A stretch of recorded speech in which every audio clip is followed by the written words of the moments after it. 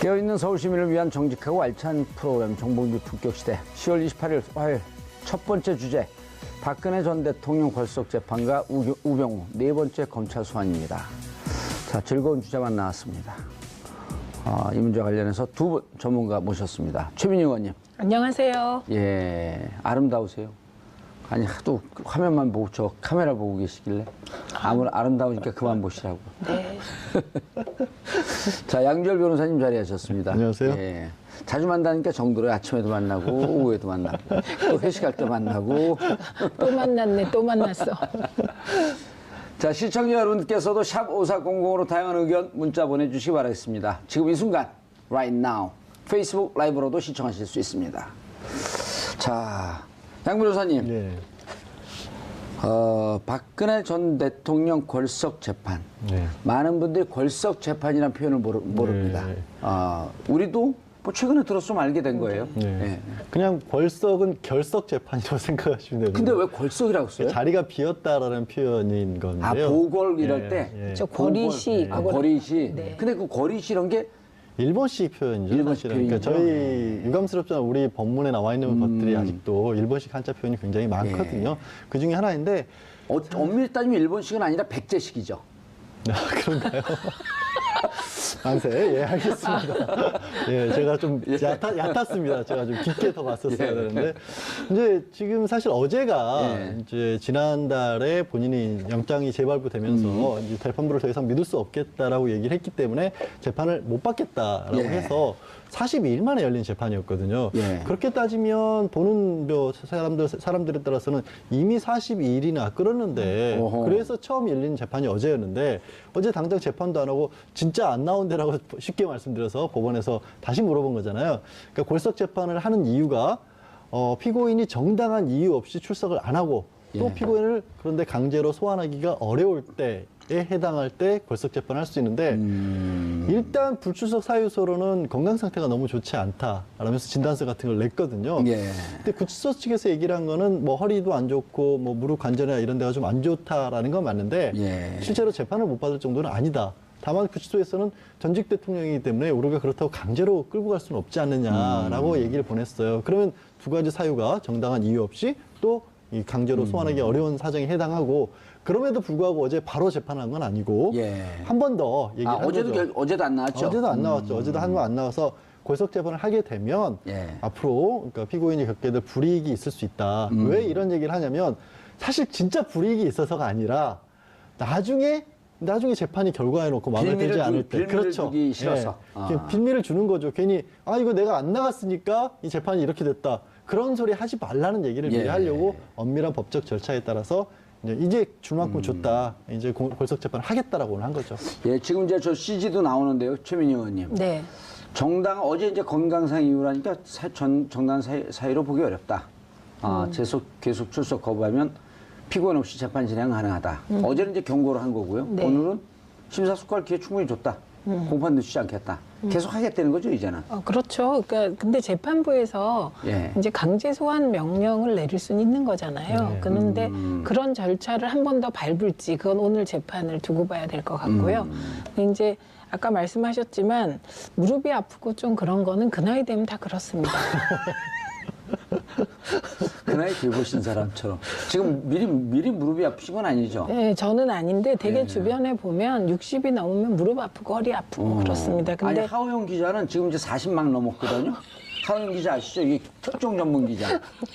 그 통풍 나갖고 지금 발목이 아프대요. 그저께 저하고 술 마시는데 그 젊은 사람들도 아파요, 많이. 네, 근데 그런 경우는 좀 술을 많이 먹고 거기 원인이 좀 다른 것 같아요. 그런데 30분 정도는 걸을 수 있다는 거잖아요. 그럼요. 네, 그러니까 꼭 법정에 못 나올 정도는 아닌 것으로 보이고요. 그리고 이게 이제 어쨌든 박근혜 전 대통령 정치인이잖아요. 정치인은 모든 판단에 우선해서 정무적 판단을 하는 존재잖아요. 이른바 이제 정치적 판단. 그렇죠. 그래서 그 정치적 판단에 따라 걸석 재판을 진행하는 것이 향후를 도모하기 혹은 향후에 더 좋다는 거니까 이게 정치 공세를 위한 적금 들기 같습니다. 자기 지지자들한테. 네. 그리고 나는 이렇게 분명히 재판에 안 받았다. 당신들은 했지만 그 최경환 의원도 그런 얘기를 했잖아요. 공정하게 진행되는 수사라고 한다면 받겠지만 불공정하다. 이미 이제 여러 가지로 자기들끼리 이렇게 포석을 놔요. 그렇죠. 그래서 뭔가 예. 요즘 변호인도 안 만나고 있다는 거잖아요. 그러니까 뭔가 그 누군가와는 소통을 하면서 이렇게 큰 틀의 그림을 누군가는 역시 계속 그리고 공유할 것 같습니다. 그렇죠. 근데 설득력 있는 얘기인데 그럼 연락은 누가 하죠? 아무도 안 만나고 연락이 있는데. 안 되는 거죠. 지금 실제로 이제 뒤에서 돌봐주는 사람으로 꼽히는 게 사임을 했지만 유영하 변호사가 계속해서 박 전 대통령의 이런 수발 같은 걸 좀 한다. 그렇죠. 지난번에 병원 치료비 한 병원 240만 원을 대납을 그것도 했다는 뇌물이죠. 거죠. 예? 그것도 뇌물이죠. 이제 공직에 있지 않지 않습니까? 박 전 대통령이. 그러니까 공직은 없지만 공공장소에 있잖아요. 계속해서 저한테 새로운 법칙을 가르쳐 주시는군요. 뭔가 시험을 다시 치르는 기분이 들고 있습니다. 예. 순간 진짜인가 하고 지금 혹시 사후수뢰죄에 해당이 되나? 아니 만주 변호사가 더 셀 수도 있어요.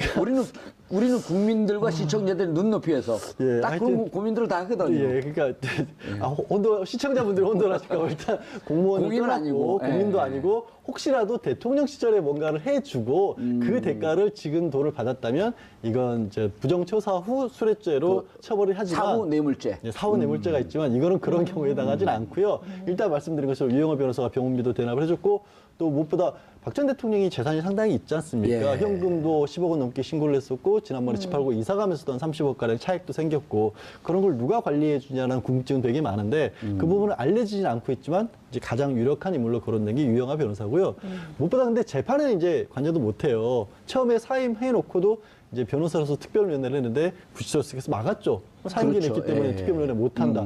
지금은 특별면회를 할 수 있는 게 이제 5명의 국선 변호사밖에 없는데 누구죠? 한번 소개를 좀 해주시죠. 지금 나온 분들이 어제 처음 공개를 했어요. 이분들 혹시 미리 알려지면 또 본인들에게도 불리할까 봐. 그래서 조용건 변호사, 남현우, 강철구, 김혜영, 박승길 이렇게 지금 5명이 선임이 됐는데요. 앞에 조용건 변호사는 연세도 꽤 있죠. 62이고 15기인데 변호사 생활을 31년을 하신 거고요. 경력이 좀 특이하세요. 뭐냐면 환경부 공무원으로 한 10년가량을 생활하다가 다시 나와서 개업을 했다가 지금으로는 서울중앙지방법원 앞에 국선전담 사무실이 있습니다. 그 국선전담 사무실에 30명가량의 변호인 중에서 한 명으로 활동을 하고 있는데 굳이 제가 말씀드린 이유는 뭐냐면 공직을 겪어봤기 때문에 이번 사건처럼 청와대 내에 공직과 관련된 분야도 알고 있고 그다음에 연령대가 꽤 있기 때문에 정말 글자가 들어 온갖 사건들을 많이 접해봤을 거고요. 그다음에 지금 가장 낮은 기수가 이제 39기 6년 차 정도 변호사거든요. 39기 박승길 변호사님이에요.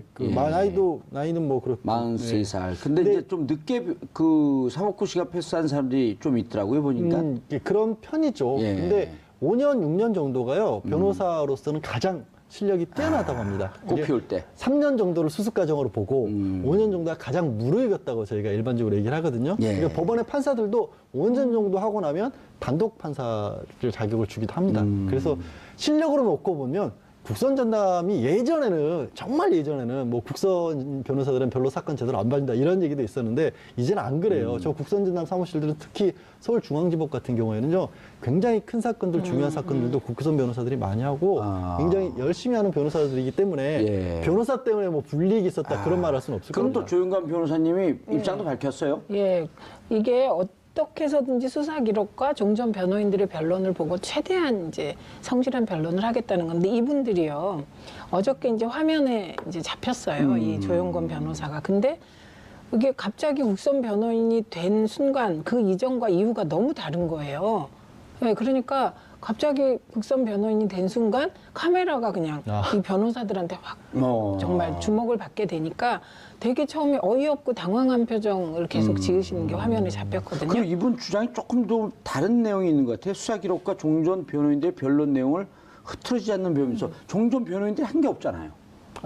그러니까 종전 변호인들이 주로 한 건 정치 공세를 주로 그렇죠. 했죠. 그래서 그런 내용은 없을 텐데. 선동의 장처럼 계속 했는데 그러니까 이분은 이제 흐트러지지 않는 범위니까 이게 이제 사실 말 그대로 해석하면 선동의 연장에서 하겠다는 뜻으로 잘못 읽힐 수 있죠. 근데 국선 변호인들은 그렇게 못하니까. 그렇죠. 그러니까 어쨌든 뭐 변론 말은 이제 기존 변호인들이 말은 그렇게 선동적으로 했지만 그 변론 내용은 또 나름 그 법률적인 게 있을 테니 그 범위 내에서 하자는 뜻으로 보입니다. 그러니까 중간중간에요. 계속해서 증인신문을 오래 하느라고 시간이 길어졌지 않습니까? 한 증인신문이 끝나고 나면 대부분의 경우에는 그 증인신문 과정에서 나왔던 문제들 그리고 우리가 재판에서는 이런 부분들을 앞으로 좀 다루겠다는 것을 변론 요지 형태로 정리를 해서 제출합니다. 그 기록들이 남아있기 때문에 그러면 후에 변호사들이 봤었을 때도 앞에서는 이런 식으로 지금 다투고 있었구나라기 때문에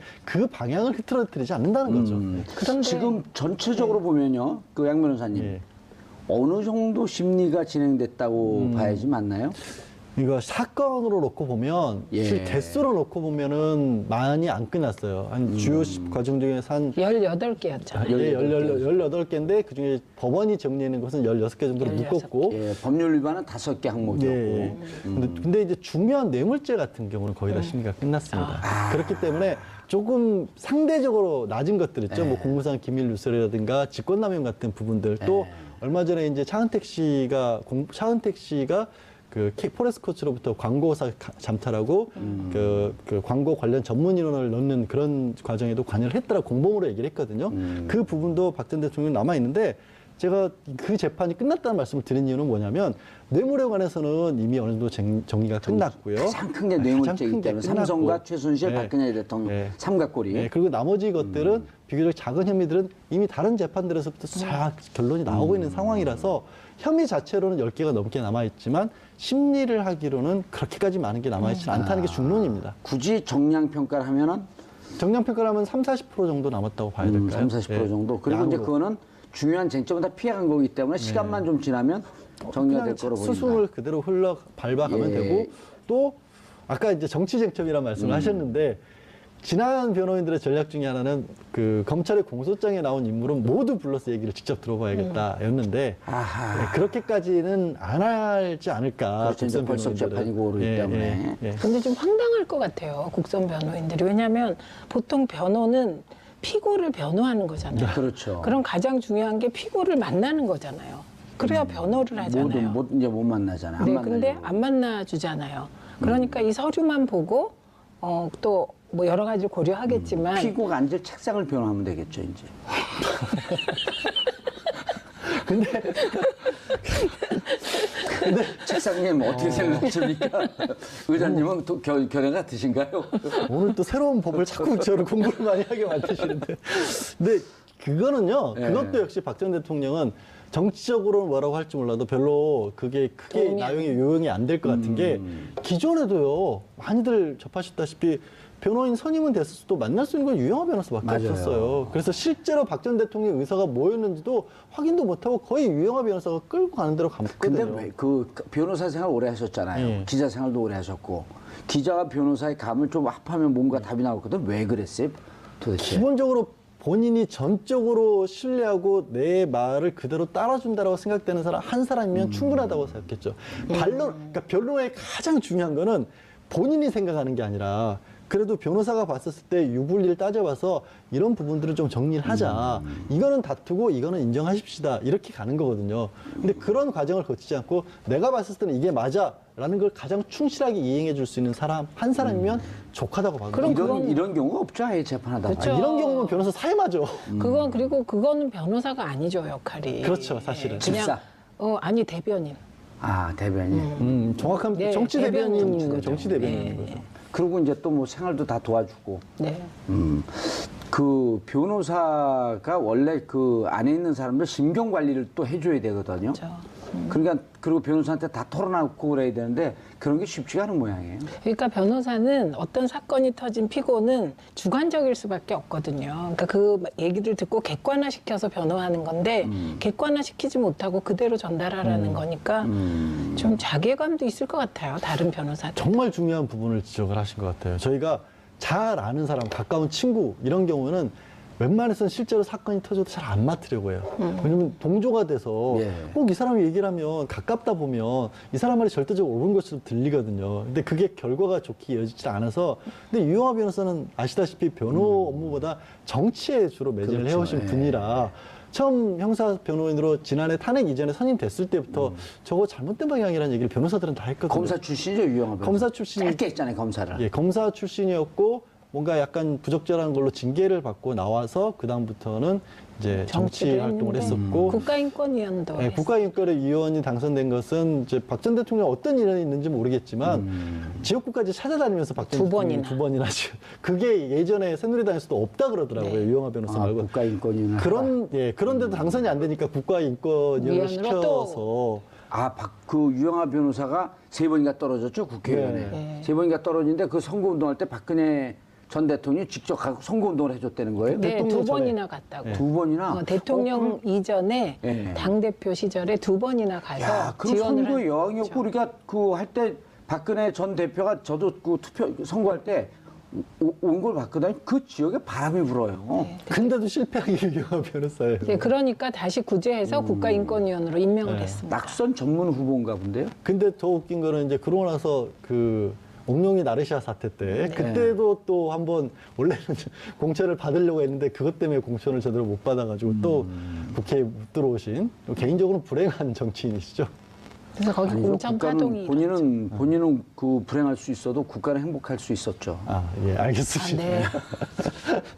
그분도 그런 분 들어오면 큰일 날 뻔했어요. 예? 뭐 소신이 있으시니까 나름대로. 자, 그런데 이제 재밌는 게요. 재밌는 게 재판부가 강력하게 경고를 했어요. 불리할 수 있다. 네. 그리고 이거 재판부는 좌우를 다 쳐내고 가는 거 아니에요? 오로지 법리적 판단만 하겠다. 네. 근데 불리할 수 있다. 이런데도 뭐 불리하든 말든 난 그러니까 이건 이제 재판부의 마음과 박근혜 전 대통령 마음이 이제 완전히 셈법이 다른 겁니다. 재판부는 저는 뭐 이제 오늘 또 걸석 재판을 하게 되면 진행을 할지 아니면 소환 명령을 할지 이것도 또 재판부는 가능하면 판결 이후에 나올 후유증을 최소화하는 방향으로 선택을 할 거고요. 예. 이제 박근혜 대통령은 안 나가면서 또 정치적 계산을 하게 되는 거죠. 그래서 완전히 지금은 이상하게 재판부와 맞서는 그러니까 이제 박근혜 전 대통령이 이게 처음에는 언론하고 맞서고 그다음에는 국민과 맞서고 그다음에 촛불과 맞서고 그다음에는 진박을 제외한 나머지와 맞서다가 네. 이제 특검하고도 맞서고 검찰하고도 맞섰잖아요. 그렇죠. 그러니까 재판부하고 네, 이제는 재판부하고 이 기대결을 하고 있는. 그러니까 마지막에 그렇게 운명과 보입니다. 맞설 것 같아요. 네, 운명과 맞선다는 표현 너무 문학적이어가지고 네, 잠시 무섭잖아요. 심쿵했습니다. 운명에 순응하면서 살아야 되는데. 그래서 지난해에는 사실 변호사들이 많이 이제 법조인들이 그런 얘기를 했었어요. 어떻게 저렇게 대통령인데 수사도 다 거부하고 헌법재판소도 안 나오고 이러면 헌법 질서를 다 부정한 건데. 그래서 이제 탄핵까지 사실 헌법재판소 탄핵 결정문에도 그 부분도 적시가 됐지 않습니까? 대통령이 이런 부분을 보여서 그래서 걱정을 한 게 국민들이 이런 좋지 않은 모습에 악영향을 받을까 봐 걱정을 했었는데 그게 너무 심해지니까 이제 국민들도 뭐 알전히 지지하는 그런가 분들도 보다. 있지만 이제는 전혀 저거는 저래서는 저게 안 좋은 거라는 이제 국민도 그 설명을 해버린 것 같아요. 그런데요, 그분이 한 거에 영향을 받는 분들이 계세요. 저는 그게 진박들인 것 같아요. 그래서 최경환 의원이 이번에 검찰 소환 원래 오늘인데 과감하게 딱 거부하잖아요. 그렇죠. 진짜 공부하지 진박 못한 같아요. 수사다. 네, 공부하지 말도 못- 똑같잖아요. 예. 네. 그런데 이제 그 조금 그 합리적이고 이제 말이 통하는 이 보수 이런 분들 만나면 국회에서 그 12월 9일 날 탄핵 소추안이 가결됐을 때 그때 사실은 대통령직을 사임하면서 모든 것은 내가 안고 가겠다. 내가 책임지겠다.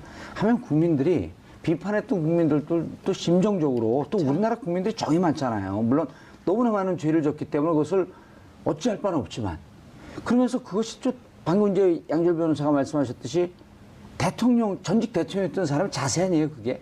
예, 저는 만약에 저도 예. 그때 정치 오래 하셨잖아요. 네, 12월 9일 날 박근혜 대통령이 이걸 받아들이고 퇴장을 했다면 저도 그 뒷모습을 보면서 마음이 아팠을 것 같아요.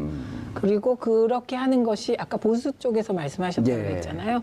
보수의 길을 열어주는 거죠. 그런데 지금 하고 있는 이 행태는 오히려 저는 이 박근혜 전 대통령의 행태를 가장 비판하고 막아야 될 때가 자유한국당인 것 같습니다.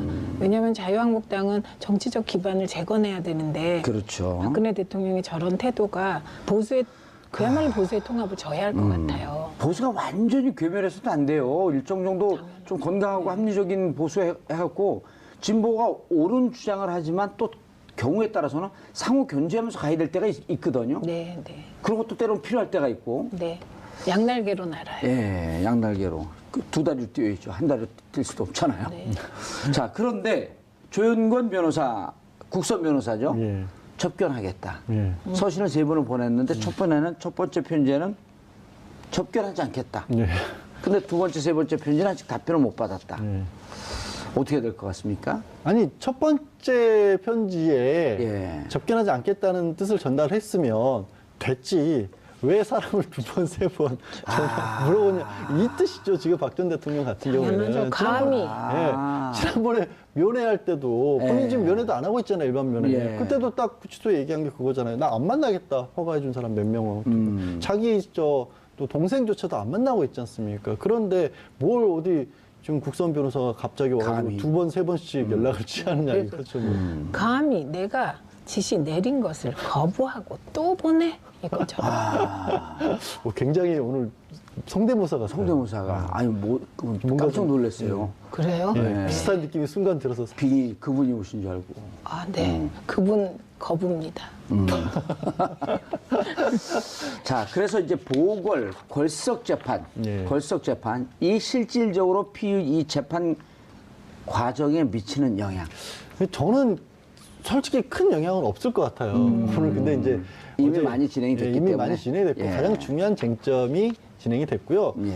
또 몇 가지 생각해 볼 수 있는 게 첫째, 뇌물과 관련한 가장 중요한 쟁점은 사실 삼성입니다. 이재용 부회장이 1심에서는 유죄를 받았지만 항소심에서 굉장히 치열하게 다투고 있고 실제 이재용 부회장의 재판에서 유죄를 내릴 때 들어왔던 이른바 수동적 뇌물 공여 이런 부분들은 그러니까 그 전에 대법원에서 법리가 없었던 부분이기도 하거든요. 그러니까 다툼의 여지는 충분히 있어요.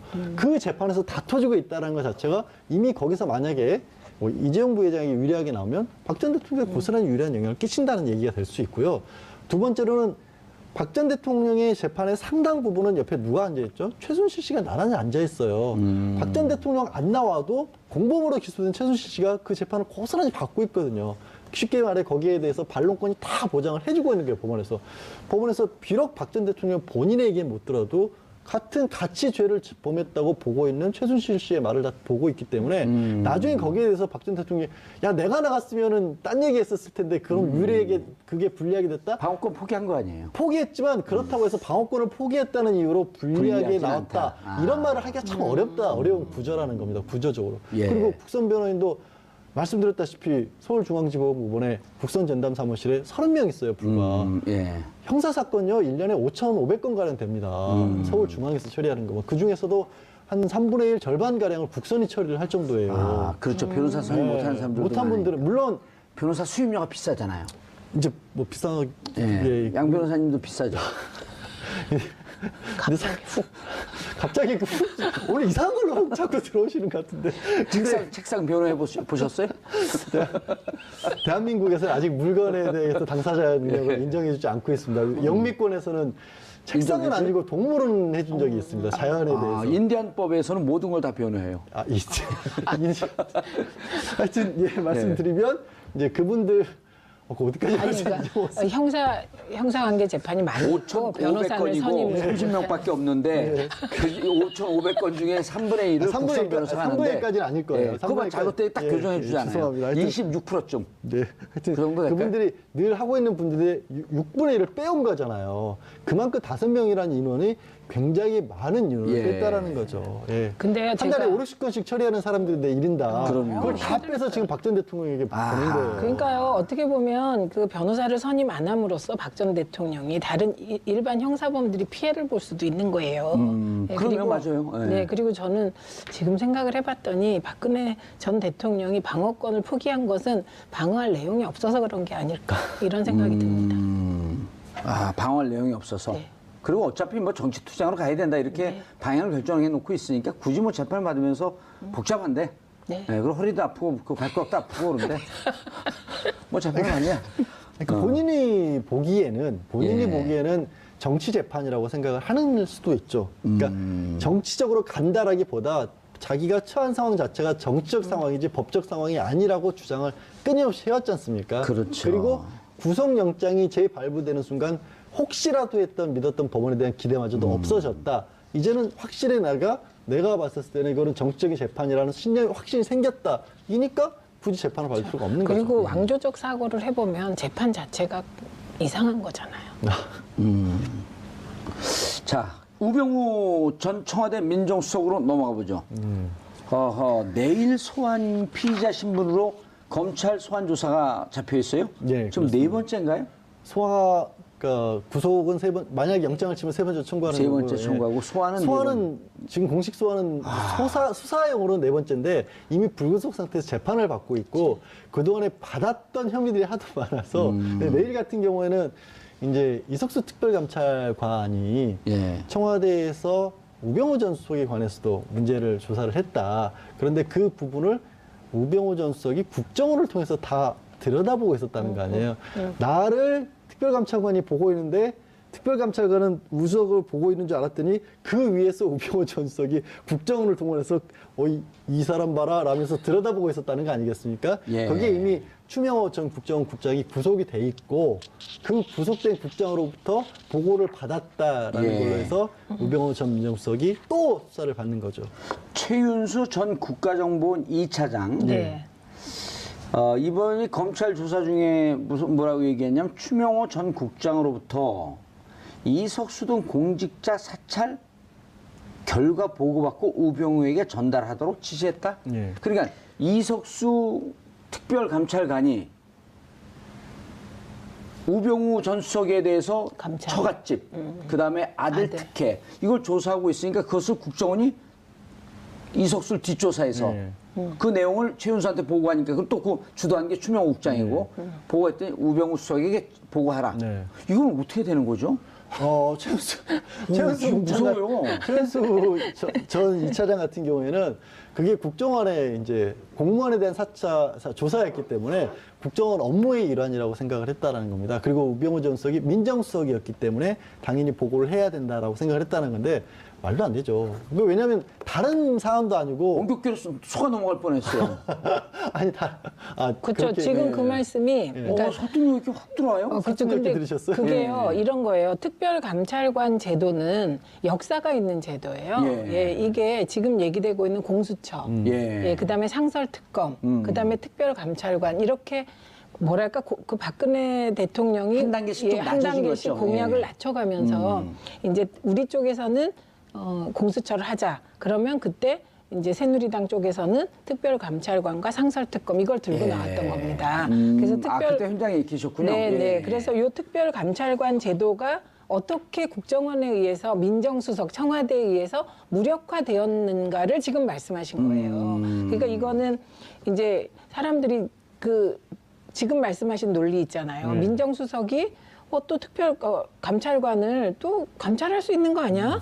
이렇게 생각할 수도 있는 거죠, 일반적으로. 근데 그게 아닌 거죠. 왜냐하면 특별감찰관은 공수처 얘기하다가 합의가 안 돼갖고 상설특검 얘기하다가 이것도 합의가 안 되니까 특별감찰관에서 고위공직자들에 대해서 좀 이렇게 감찰하자 비유가 있으면 그렇죠. 그중에 대통령과 대통령의 가족, 그다음에 청와대 수석들이 특별감찰관이 감찰할 수 있는 대상으로 명기되어 있습니다. 근데 특별감찰관이 감찰을 딱 하는데 우병우 이건 이제 이런 거예요. 우병우 수석 전 수석이 국정원과 연계해서 이석수 특별감찰관을 감찰한 이건 불법이네요. 그렇죠. 특별감찰관 제도 자체를 무력화시킨 사건입니다. 그렇죠. 그러니까 특별감찰관이 활동하고 있는데 국정원이 또 특별감찰관을 감찰해. 그럼 또 그렇게 되려면 아주 이게 페어하게 공평하게 되려면 특별감찰관 중에 다른 팀이 또 국정원 감찰해야 돼. 그러니까 이게 이제 영화를 보는 느낌이실 텐데요. 이때 이상한 일이 생기잖아요. MBC에 이석수 감찰관하고 지읒일보 기자가 통화한 내용이 MBC에 보도되잖아요. 그래서 그게 이제 감청이다. 이런 거죠. 그러니까 국정원이 어떻게 개입했냐를 보여주는 게 그 감청 자료입니다. 그때 장면이 지금 기억을 못 하시는 분들이 계실 것 같으니까 그 장면을 좀 다시 한번 상세히 설명을 해 주시죠. 이석수 특별감찰관이 조선일보 기자하고 통화를 해요. 네, 무슨 내용으로 통화를 하죠? 그때 무슨 내용이었죠? 통화 내용이? 네, 통화 내용이 이거였었죠. 네. 우병우 수석을 조사하고 있는데 저쪽에서 우리를 다 들여다보고 있는 것 같다. 그런 내용으로 통화를 했죠. 예, 조선일보 기자. 예. 그런데 그 조선일보 기자와 둘의 녹취록이 예. MBC에 보도가 돼요. 그걸 누가 도청을 한 거네. 그래서 MBC 내부에 국정원과 뭔가 커넥션이 있다는 의혹이 그때 일었습니다. 예. 그리고 조선일보 그때 사장은 김재철이죠. 그때 김장겸. 김장겸 올해 2월. 그러니까 김재철입니다. 김재철이에요. 안광환입니다. 안광환. 김재철 다음에. 네, 안광환. 그렇죠. 김장겸은 올해니까. 예, 올해 그러니까요. 안광환. 지금 우리가 김재철, 안광환, 김장겸 이렇게 되고 예. 안광환은 요 일들을 그냥 수행을 잘하고 특별히 뭔가 새로 안 해가지고 다 까먹으시는데 안광환 때였고요. 그러니까 바로 요 행태, 국정원이 이 사적인 이석수 감찰관의 통화를 감청해서 예. 그거를 공영방송에 넘겨주고 MBC에서 보도하게 보도했죠. 그래서 그때 당시 우리가 최민희 의원 등등 많은 네. 분들 문제 제기하기를 이석수 감찰관이 그때 검찰에서 뭐라니 이석수 감찰관이 기밀을 유출했다. 네. 근데 기밀을 유출한 거 어떻게 하라고 도청을 했니? 그걸 따져야지 기밀 유출한 것만 문제 삼았고 이석수 감찰관을 직위해제시킨 거 아니에요. 직위해제한 거죠. 그러니까 이게 특별감찰관 제도의 무력화 과정에 불법적인 도감청이 있었다. 국정원에 요거까지 확인이 돼요. 그게 이제 그 국정원의 도감청을 주도한 게 추명호 국장이었고. 그렇죠. 이제는 나오네요, 그림이. 네. 추명호 국장이었고 추명호 국장이 최은수 2차장한테 보고하니까 잘했어. 우병우 수석에게 보고해. 그렇죠. 근데 추명호 국장과 우병우 전 수석과도 직접적으로도 연락을 하는 관계였었고요. 이건 무슨 법에 해당하나요? 이제 우병우 수석이 이게 우 전 수석 같은 경우는 만약에 이게 이제 우 전 수석이 배후에 있는 게 맞다면 지금 현재 추명호 전 국장 같은 경우에는 국정원법상 정치 관여 그리고 직권 남용 이런 공모니까 공범이 되는 거네요. 그게 뒤에서 알았다면 공범이 될 수 있는 거죠. 이제 오늘 조사를 통해서 정말로 알았느냐인데 알았을 가능성이 굉장히 높은 게 우병우 수석은 내일 수사받지 않나요? 내일인데 소환이요. 예. 계속 우리 그냥 근데 우병우 수석이 빨리 들어오고 싶은 마음에 소환 조사 받고 싶은 심정에 그 심정 충분히 이해합니다. 거기에 이제 국회에서의 위증죄도 추가가 되겠죠. 그렇죠. 왜냐하면 추명호 전 국장에 대해서 잘 아느냐 그랬더니 몇 번 만난 사이다. 전화는 몇 번 했느냐 그랬더니 전화도 몇 번 안 한 것 같다라고 분명히 국회에서 얘기를 했었는데 이번에 수사를 하면서 보니까 정말 수시로 수백 통의 통화를 했던 것으로. 그 사람이 몇 번이라고 한 수백 통을 몇 번이라 그런 거겠죠. 그러니까 단위가 달라요. 우기겠죠. 오늘 진짜 많이 배웁니다. 아니 근데 오늘 진짜 많이 지금 배웁니다. 이제 우병우 전 수석 같은 경우 이제 우리가 최고의 법꾸라지를 김기춘 전 실장이라고 얘기했는데 진짜 청출어람했다는 거 아닙니까? 그럼요. 그래서 이게 국민 모두에게 열패감을 준 사건이에요. 우병우 전 수석이 분명히 뭔가 많이 잘못한 것 같은데 번번이 구속영장이 이게 기각되니까 이분은 진짜 단지 법꾸라지가 아니라 법 위에 군림하는 치외법권의 무슨 신 같은 느낌까지 있었거든요. 근데 이번에 되게 국민들이 보시기에 속 시원한 장면이 있었습니다. 예. 그런데 최 전 차장이 지금 최 전 차장은 구속이 됐나요? 아니요. 최은수 국장은 아직 최은수 차장. 추명호 국장은 구속이 됐고요. 최은수 전 차장은 아직 구속이 안 된 걸로 알고 있는데. 돼도 안 돼도 진술 제대로 하고 있어요. 지금 보니까.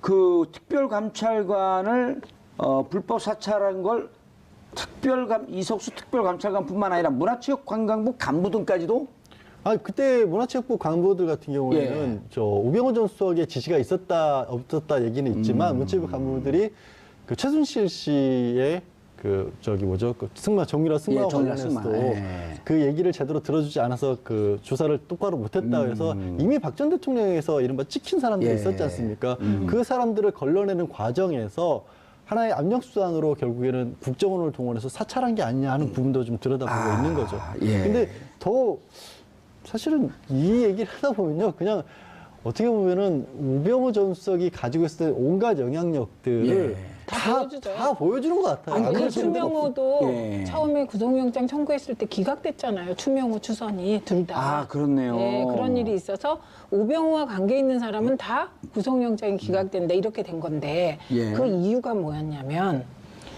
이렇게 우리가 이제 검찰이 수색을 하잖아요. 그러면 그 전에 누군가가 수색한다고 알려준 것 같은 그것도 기획 뭐 검사가 나왔잖아요. 그런데 이번에 불시에 우병우 압수수색을 했잖아요. 막. 그러니까 그 준비 차량과? 없이 준비 없이 차량에 있는 모든 이제 수색 자료, 그다음에 핸드폰을 압수당한 거잖아요. 예. 그러니까 이번에는 이제 숨길 수가 없게 됐어요. 그러니까 그 이유가 말씀하신 것처럼 이번엔 또 굉장히 충격적인 게 드러난 거죠. 그러니까 추명호 전 국장이 구속 상태에서 수사를 받고 있으면 그 내용을 몰라야 되잖아요. 그 내용을 검찰에 간부한 사람이 쪼르륵 우병우 전 수석과 최은수 전 이차장에게 보고를 했다는 거 아니겠습니까? 그리고 우 전 수석 같은 경우에는 직접적으로 지금 최은수 차장이랑 통화를 하게 되면 관련이 있다는 것이 또 거기서 드러날 수 있기 때문에 변호사를 직접 통해서 그것도. 변호사를 통해서 하고 그 안에 중간에 그 검찰 검사가 간부가 끼어서 있고. 이건 정말 황당한 일이에요. 네. 검사가 수사 내용을 바깥의 변호인에게 그것도 이거는 이거 뭐라고 해야 되죠? 아니 그리고 그게 한 명이 집단이에요. 아닐 수도 있다. 지금 한 이 명이 얘기잖아요. 그렇죠. 그렇죠. 예, 그게 이제 기득권 세력의 반동이라고 하는 건데. 네. 그런데 이제 어제 이석수 특별감찰관이 전 우병우 재판에 증인으로 출석했어요. 아우 이게 한편의 영화 드라마 같아요.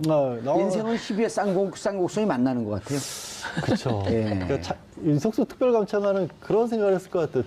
대한민국에서요 대통령 주변 인물을 수사할 수 있는 권한을 부여받았다는 건 그렇죠 정말 어마어마한 건데 그렇죠. 그런 인물이 우병우 한번 잘못 건드렸다가 씩 기자하고 통화 한 번 했다고 날아갔던 사람 아니겠어요? 인생 못 될 뻔하고 욕할 뻔했어요.